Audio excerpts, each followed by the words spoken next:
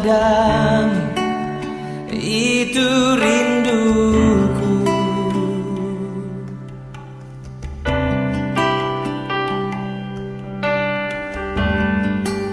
Setiap kataku kau pun menunggu.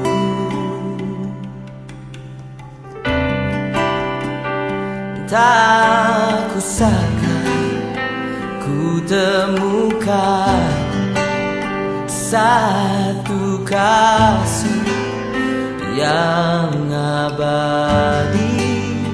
Kini ku datang dan ku bawa hidupku,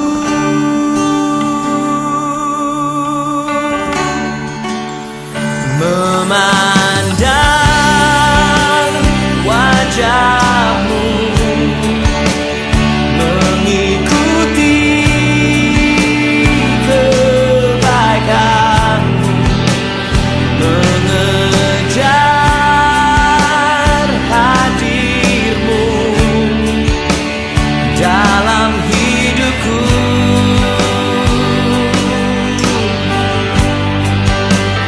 Membawa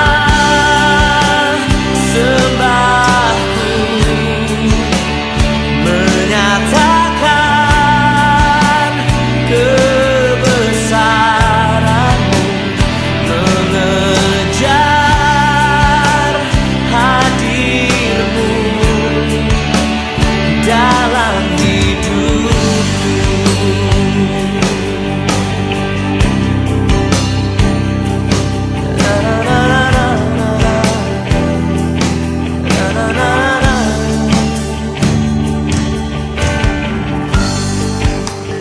Dekat padamu, itu rinduku.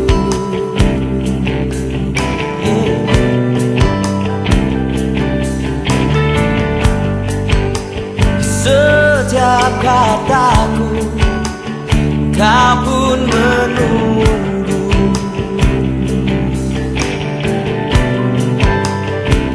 Tak kusangka ku temukan satu kasih yang abadi.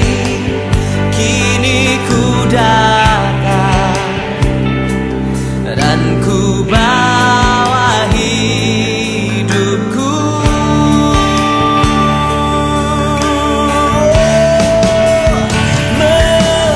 memandang wajahmu, mengikuti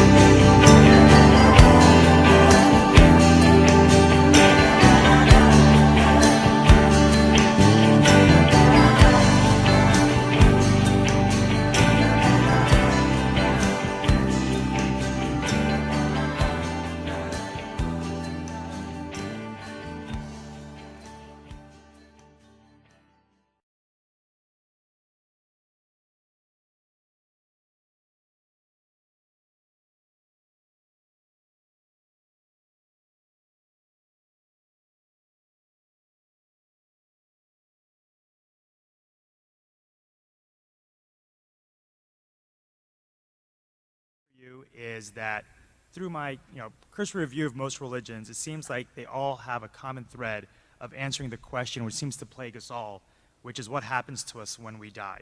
It's the one question I think that a lot of us have difficulty with because we cannot answer it. And so it seems like this common thread is it gives us hope for the afterlife, something better than what we have right now. And I feel like a lot of religions, that what they do is they put forth codes or rules of conduct to help us live a good life so that we can achieve this afterlife. And so given this commonality, what makes you believe that Christianity is the correct or right religion?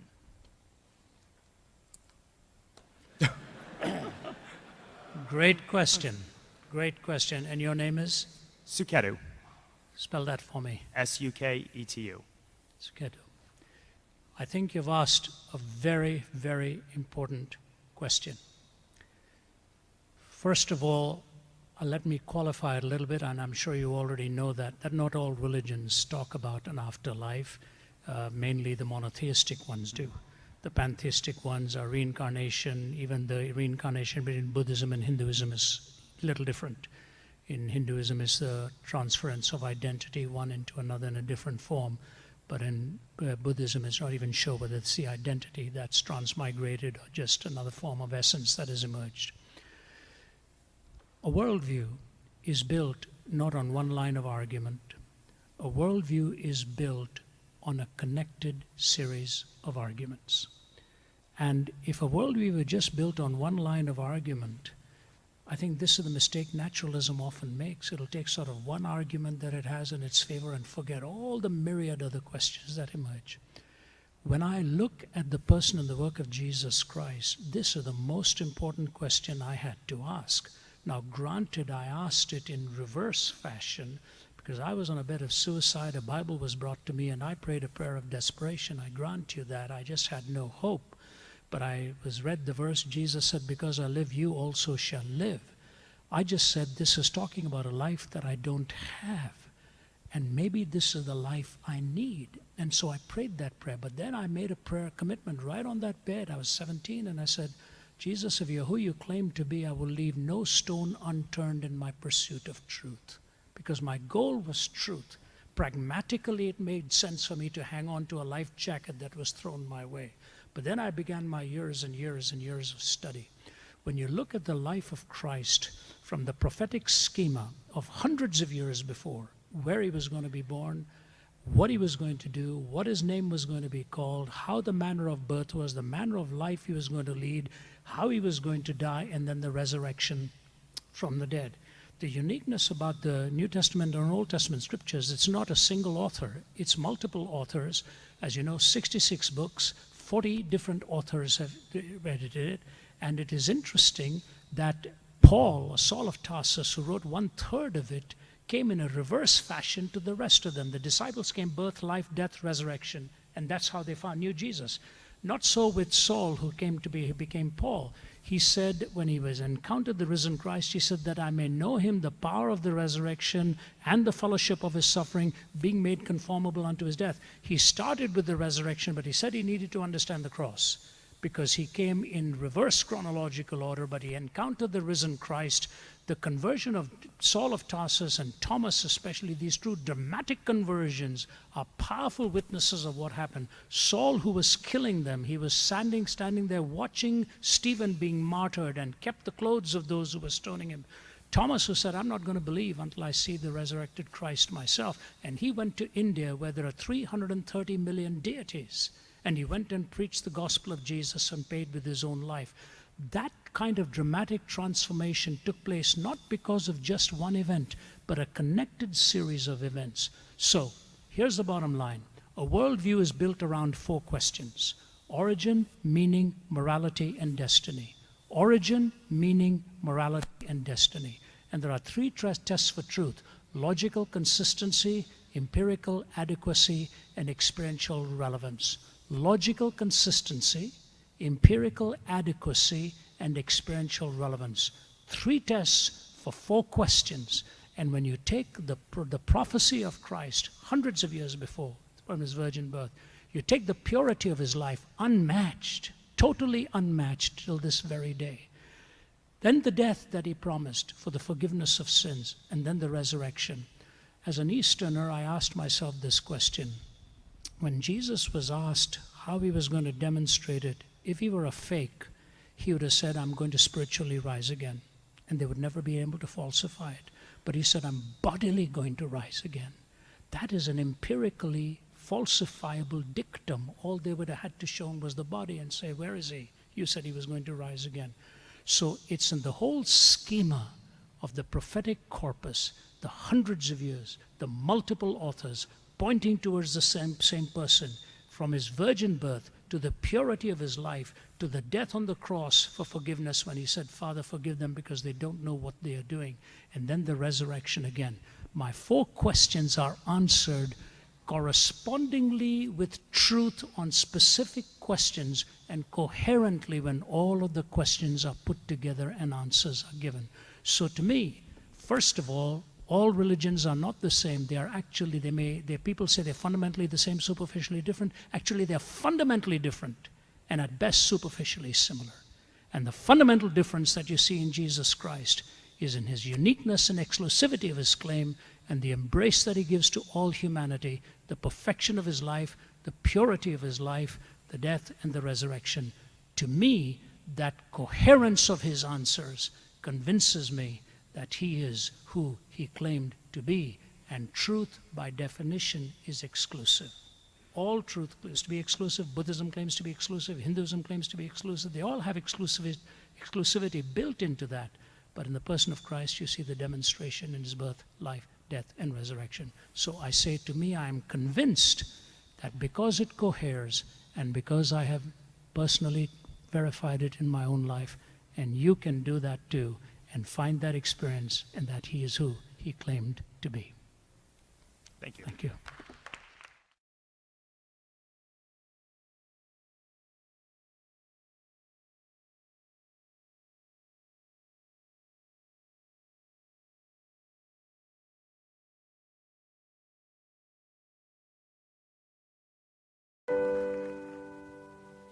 Kami percaya Tuhan, bahwa tidak ada kuasa yang terlebih besar di tempat ini selain kuasa-Mu.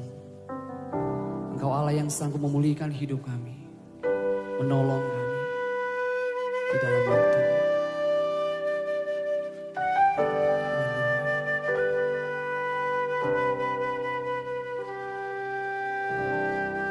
Kuasa-Mu terlebih besar,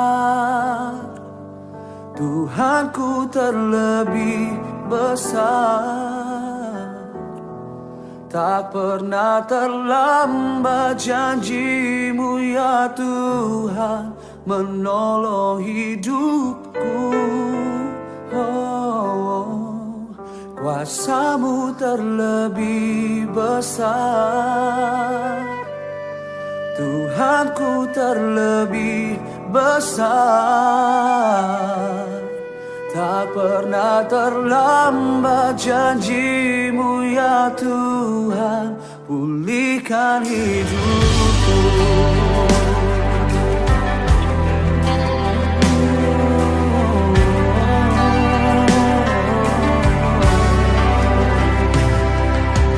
Hanya Kau Tuhan penolongku,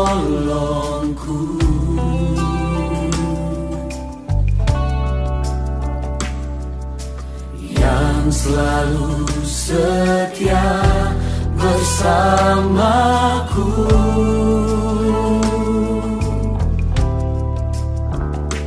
Kasih-Mu yang sanggup mengubah kehidupanku. Sungguh ku berserah, sungguh ku percaya, kuasa-Mu terlebih besar, Tuhanku terlebih besar.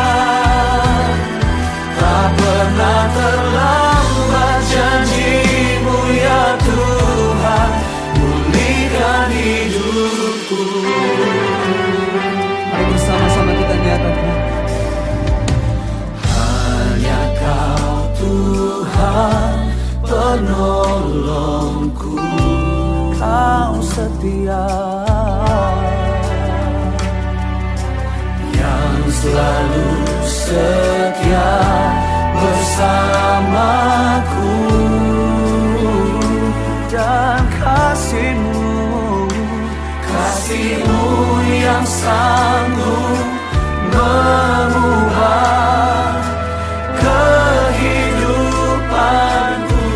Sungguh kami berserah kepadamu. Sungguh ku berserah.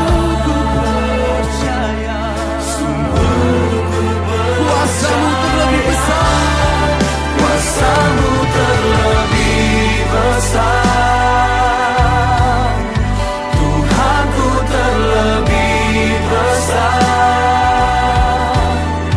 Tak pernah terlambat janji-Mu ya Tuhan menolong hidupku. Kuasamu terlebih besar. Tuhanku, Kau yang terlebih besar. Tuhanku terlebih besar. Tak pernah terlambat janji-Mu ya Tuhan pulihkan hidupku. Mari kita berikan tepuk tangan sorak-sorak kemuliaan yang terbaik hanya buat Allah kita. Haleluya.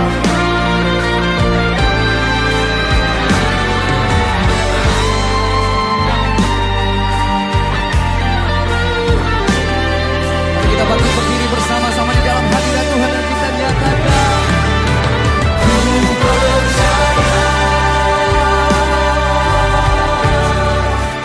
Kau bekerja mendatangkan kebaikan di hidupku. Ku percaya. Haleluya. Kau bekerja mendatangkan kebaikan, mendatangkan kebaikan.